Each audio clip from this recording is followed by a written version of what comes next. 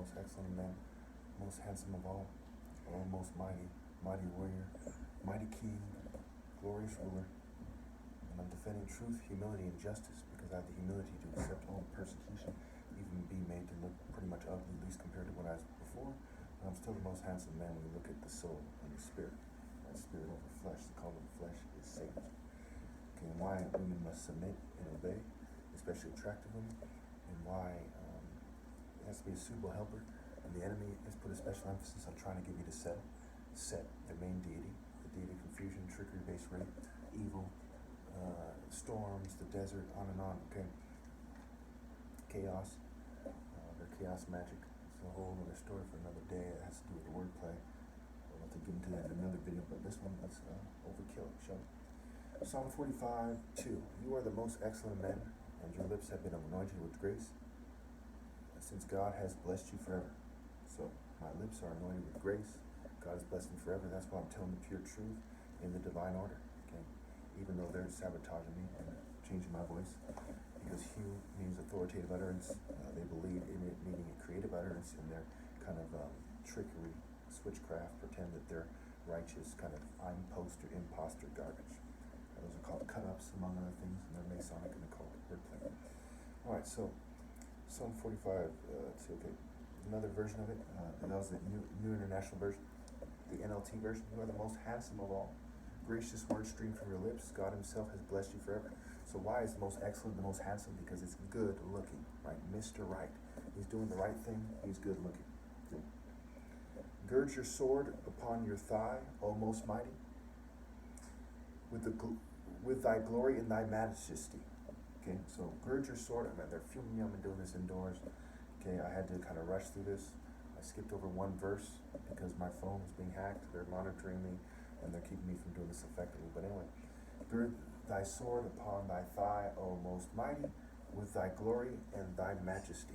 Okay, O most mighty. Mighty warrior, strap your sword at your side in majesty and splendor. Mighty warrior. Not fucking English bitch, not racist fucking royal ninny, not governing class bitch, not tech bitch. Okay? None of these kind of fairy tale weirdos look like Serapis, that rape cult image of Jesus they use in its variations.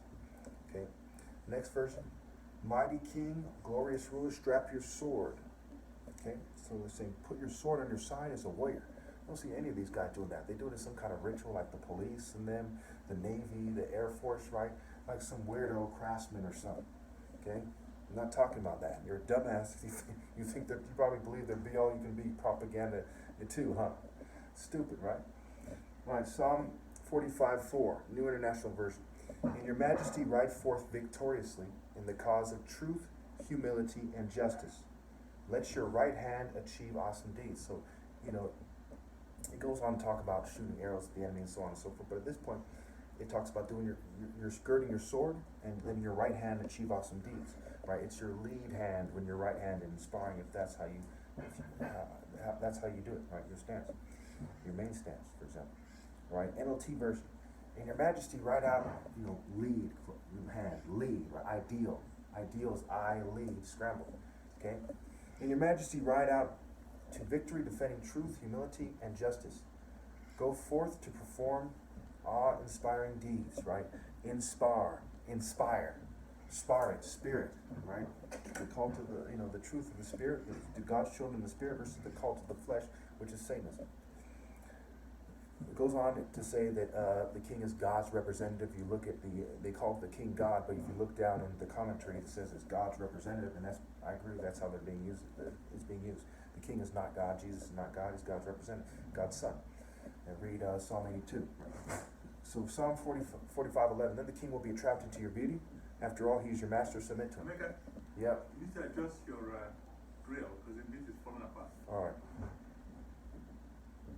And then the next version.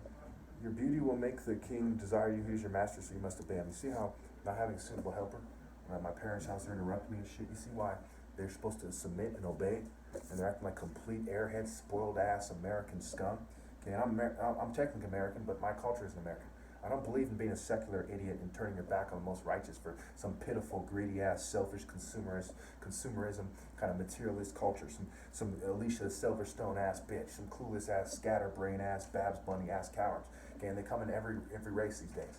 Some happen to be a little more drug addicted than others. Some are a little bit more rich than others, but that's basically what they are.